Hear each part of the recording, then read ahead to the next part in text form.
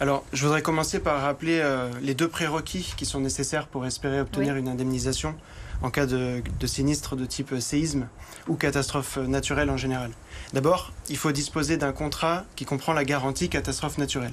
La plupart du on temps, l'a pas tous alors. La plupart du temps, c'est le contrat multirisque habitation qui comprend cette garantie. Vous ne l'avez pas tous parce qu'il n'est pas obligatoire pour tout le monde. Il est obligatoire, par exemple, pour les locataires, mais également pour les copropriétaires. Mais je prends l'hypothèse d'un propriétaire d'une maison individuelle, lui n'est pas tenu de souscrire ce type de contrat. Premier prérequis. Le deuxième, c'est la publication d'un arrêté interministériel qui reconnaît l'état de catastrophe naturelle. À l'heure où on se parle, il n'y a pas d'arrêté de catastrophe naturelle pour le séisme qui a eu lieu hier. Je réponds maintenant à votre question. Que doit faire un sinistré qui constate des fissures, une fissure qui serait apparue hier? En réalité, il n'y a pas d'urgence. Ce que je conseille de faire à ce sinistré, tout d'abord, c'est de déclarer ce sinistre d'abord à sa mairie.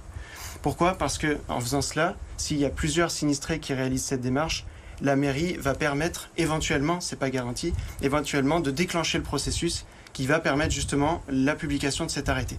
C'est elle qui va faire remonter, dire il y a des dégâts chez nous, donc on demande l'état de catastrophe naturelle. Exactement.